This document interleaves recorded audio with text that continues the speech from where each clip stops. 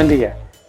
Imaginemos que nosotros tenemos ya el conocimiento de la ecuación de Schrödinger y sabemos que es de la forma siguiente, ¿verdad?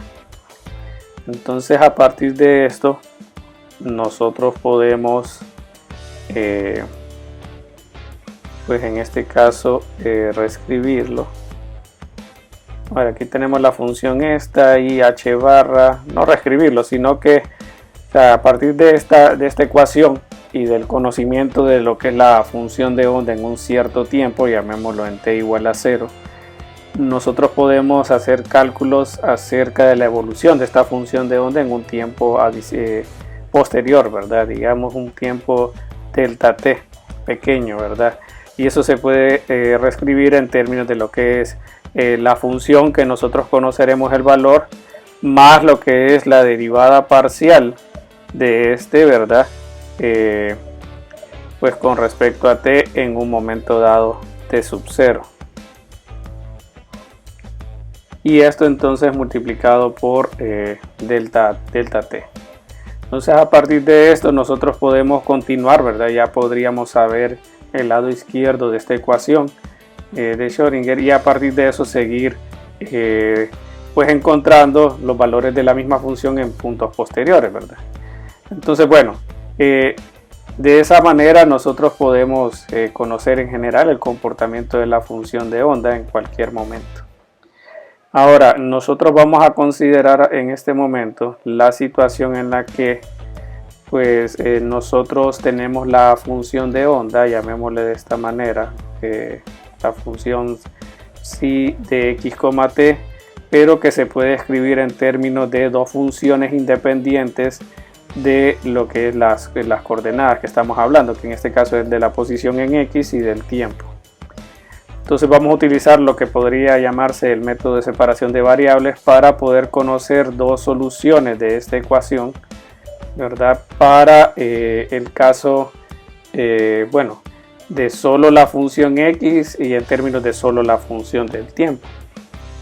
Entonces, si nosotros usamos la ecuación diferencial para lograr eso, entonces aquí nosotros obtendríamos pues una forma de la función de onda, ¿verdad? Bueno, entonces aquí tenemos que evaluando nos queda entonces esta función phi es una constante. De ahí para la otra parte, bueno, tenemos la función de potencial y tendríamos entonces phi de x, psi de x y phi de t. Y en el lado derecho pues tendríamos que la función psi es una constante, pero nos queda entonces la función phi con respecto a t. Bueno, entonces la única manera de que estos dos lados de esta ecuación puedan ser ciertos es de que, bueno, sean igual a un valor constante. Y en este caso, bueno, lo vamos a igualar a un valor E, que en este caso sería la energía del sistema. Entonces, bueno, vamos a tomar el lado derecho, lo vamos a igualar a esta cantidad de. Entonces, la idea es de que el lado izquierdo y derecho se mantienen ciertos, ¿verdad? O conserva la igualdad si esto se relaciona con una constante conforme van evolucionando cada una de ellas. Entonces, aquí tenemos IH barra, la derivada parcial de lo que es. Bueno, aquí falta un poco de simplificación antes de hacer esa parte, porque si ustedes notan, las funciones todavía dependen de las dos variables de algún modo, ¿verdad? Entonces aquí lo que podemos hacer es dividir cada uno de los lados de la ecuación por phi de t, y bueno, nos queda aquí ya dos funciones independientes, una de x y una de y, y bueno, esa era la razón que mencionamos, ¿verdad? Para la situación de pues lo que es la relación de que constante que deben de tener estas dos ecuaciones. Es decir, que si yo divido todo por las dos funciones que tenemos acá, entonces en el lado izquierdo me queda, digamos, aquí falta multiplicar, digamos, la función psi, y aquí, por ejemplo, nos quedaría entonces la función solo u de x, y en el otro lado entonces la función phi. Entonces, bueno, esto lo podemos igualar a lo que es la constante, ¿verdad? Es lo que mencionaba, que esto va a ser cierto siempre y cuando pues tengamos de que el lado izquierdo y el derecho pues se mantenga igual, ¿verdad? Y la única forma es de que esto sea equivalente a un valor constante. Entonces con el lado derecho tenemos lo que es el valor de energía y h barra 1 sobre phi. Pero ahora, como solo tenemos la dependencia de una variable, podemos hablar de un diferencial total.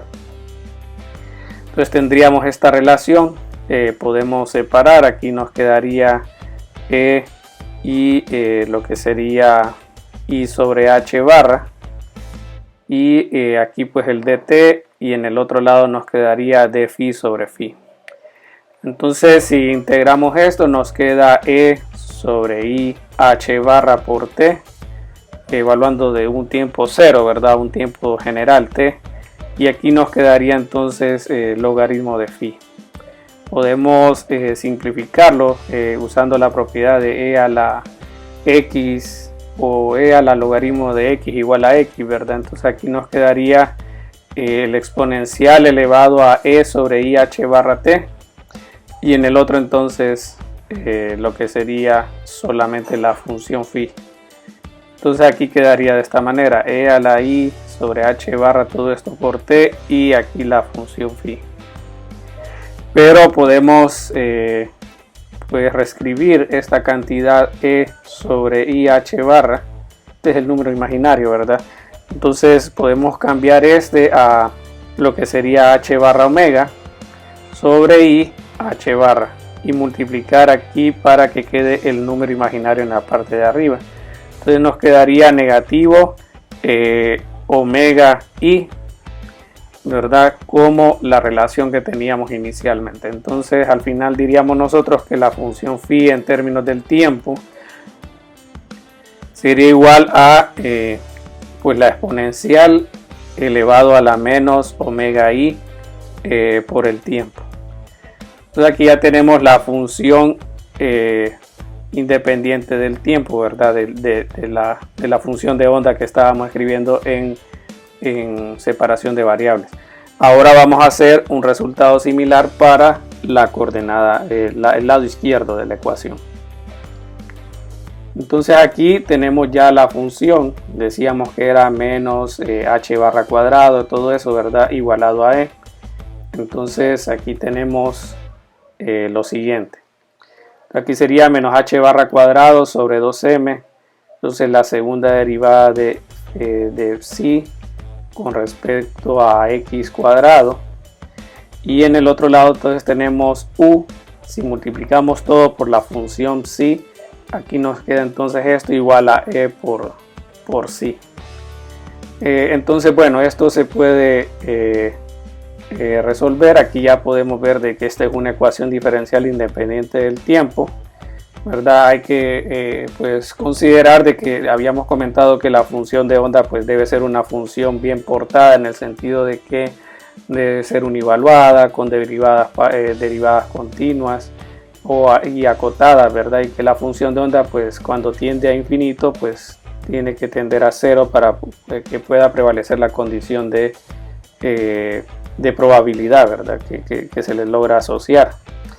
Entonces bueno, para una partícula libre, ese sería un caso especial que vamos a evaluar en este momento, tendríamos que, bueno, la fuerza se puede escribir en términos de lo que es la derivada del potencial con respecto a la posición, y en este caso estaríamos hablando de que pues la función sería ausente de fuerzas, ¿verdad? Entonces nosotros nos quedaríamos simplemente con esta ecuación.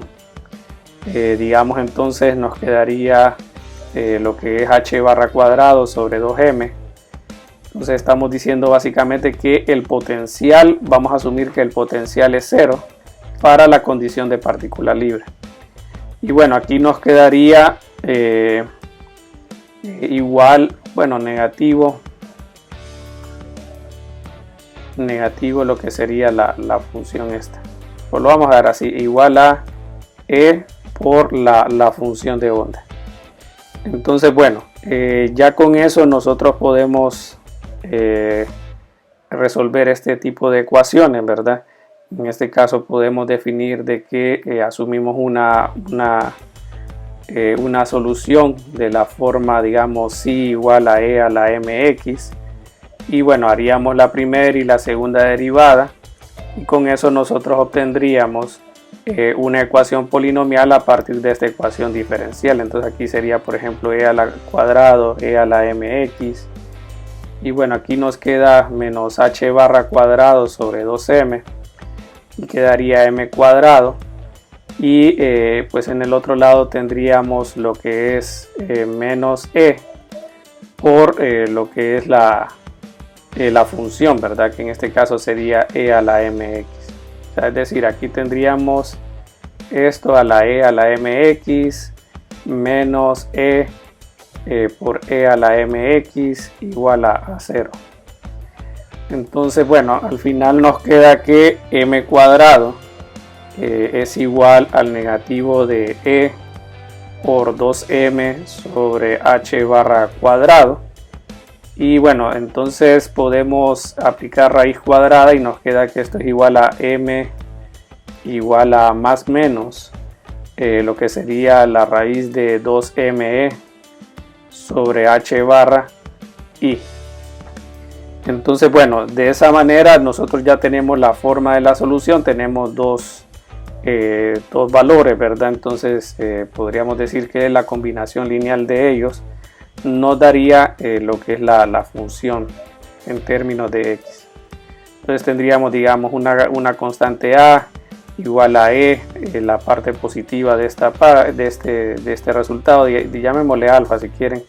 Entonces alfa y x más, digamos, otra constante por e a la menos alfa y x. En este caso no estamos viendo una solución particular, sino más bien una función en general para una partícula libre. Entonces, bueno, aquí ya tenemos que el resultado de esto, ¿verdad? Pues es de esta manera, y ya podemos definir la función en general. Entonces la idea era, bueno, escribir la función en términos de esta función general psi de xt, y la escribimos en términos de dos funciones independientes, una psi de x y phi de t. Entonces ya tenemos lo que es la función psi de x y la función phi de t, e a la menos omega i t. Entonces a partir de esto vamos a definir la solución en general, ¿verdad? Aquí sería e a la menos alfa i x, todo esto por e a la menos i omega t. Entonces, bueno, multiplicando aquí toda la función nos queda, por ejemplo, e a la i por lo que sería en este caso alfa, ¿verdad?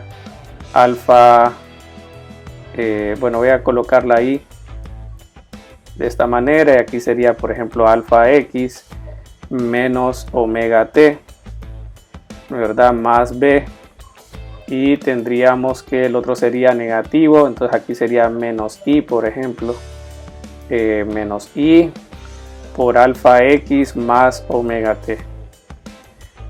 Ahora, si nosotros queremos evaluar lo que es la norma de esta función, pues notaríamos lo siguiente. Entonces, bueno, aquí tenemos la función, la norma de esta función, ¿verdad? Y esto al cuadrado nos dice entonces lo que es la idea de probabilidad. Aquí entonces en la función podemos notar de que, bueno, si nosotros calculamos la norma de estas dos funciones, es decir, de la de psi de cuadrado y la de phi cuadrado, entonces pues encontraríamos el siguiente resultado. Entonces para la función tendríamos que la función phi por su conjugado sería entonces e a la menos i omega t por e a la i omega t. Entonces estos dos al final entonces da pues que la norma da 1, ¿verdad? Entonces lo que obtenemos es que esta norma de esta función que depende de x de t entonces al final solo queda en términos de la función que depende de x y vemos que es independiente del tiempo. Entonces por eso vamos a hablar de que pues aquí lo que vamos a tener es ondas planas, ¿verdad?